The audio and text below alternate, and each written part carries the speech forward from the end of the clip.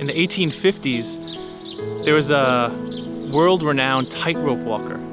His name was Charles Blondin, and he was famous for going across on a tightrope across Niagara Falls, which is about a quarter mile.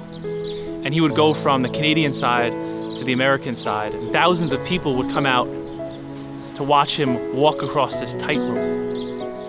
And he did amazing things. He didn't just walk across, he would walk backwards.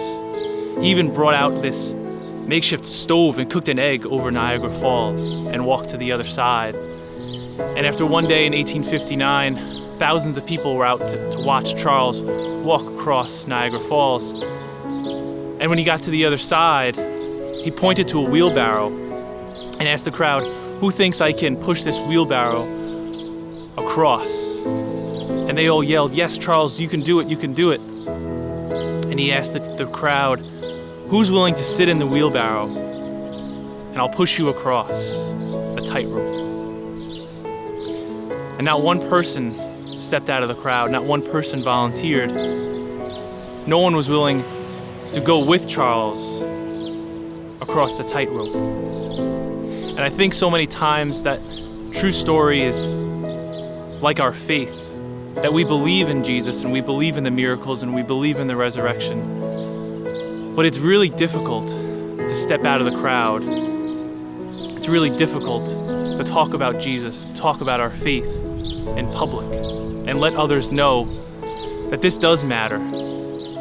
And I think these times that we're living in, as we are able to come out to Mass and come together once again, that Jesus is asking us to come out of the crowd, to come together with fellow Catholics to Mass in prayer, and to tell those around us that our faith is what's most important. Because the times that we're living in this society, I think, is sometimes even more difficult than people who lived in oppression. There's a man who was living in China in the 1980s, and it was illegal to go to Mass. So there was a secret Mass that would take place at this man's house, where about 30 people would gather, and a priest would come in to celebrate Mass. And one day they found out the police were coming, and everyone dispersed from this man's house. But this man had nowhere to go because it was his own home, and the police came in and arrested him. And they tortured this man for weeks, trying to find out who this priest was that was celebrating Mass and who the people were that were coming to his home to celebrate the Eucharist. And as they tortured him, he refused to give up who the priest was or who the people were in attendance. And eventually he was released. He got enough money and came to America. And he found out in America he had this freedom where if he worked hard, he could accomplish anything. And that's what he did. He got a great job and worked hard, and he found himself becoming extremely successful.